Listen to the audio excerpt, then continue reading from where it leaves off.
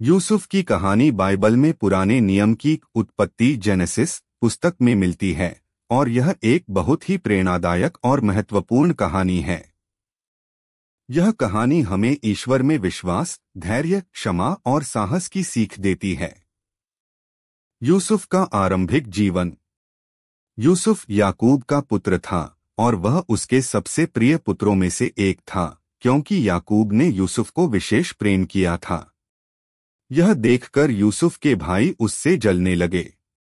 याकूब ने यूसुफ को एक विशेष रंगीन चोगा दिया था, जिसे देखकर उसके भाइयों में ईर्ष्या और बढ़ गई।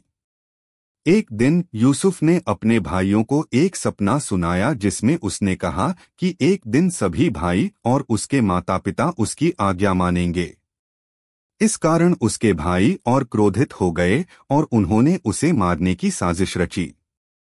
यूसुफ का बंधन और मिस्र पहुंचना। एक दिन जब यूसुफ अपने भाइयों के पास गया तो उन्होंने उसे पकड़कर एक गड्ढे में डाल दिया और उसे एक व्यापारियों के काफिले को बेच दिया जो उसे मिस्र ले गया। वहां मिस्र के दरबार में यूसुफ को एक प्रभावशाली अधिकारी पोतीफर के घर में गुलाम के रूप में रखा गया। यूसुफ ने ईमानदारी से काम किया और जल्द ही पोतीफर का विश्वास जीत लिया। लेकिन पोतीफर की पत्नी ने यूसुफ पर झूठा आरोप लगाकर उसे कारागार भिजवा दिया। जेल में यूसुफ का अनुभव। जेल में भी यूसुफ ने अपने नेक स्वभाव और ईश्वर में विश्वास बनाए रखा। वहां उसे दो बंदियों के सपनों का अर्थ समझाने का मौका मिला। उसकी भविष्यवाणी सही साबित हुई और उसकी यह प्रतिष्ठा फिरौन तक पहुंची। जब फिरौन ने एक विचित्र सपना देखा तो यूसुफ को बुलवाया गया। यूसुफ ने सपना का अर्थ बताया कि मिस्र में पहले 7 साल समृद्धि के होंगे और उसके बाद 7 साल अकाल पड़ेगा। यूसुफ की उन्नति और परिवार से पुनर्मिलन।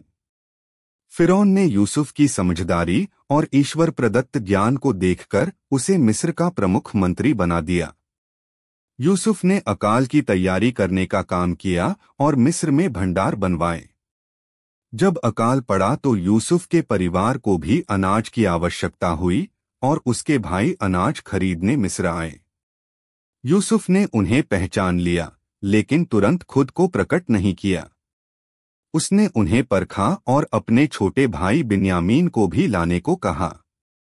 अंततः उसने अपने भाइयों को क्षमा कर दिया और अपने परिवार को मिस्र में बसने का निमंत्रण दिया। शिक्षा।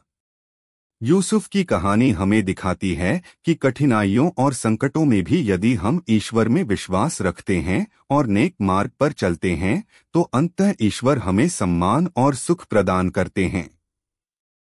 यह कहानी क्षमा, धैर्य और ईश्वर पर विश्वास की महत्वपूर्ण शिक्षा देती है।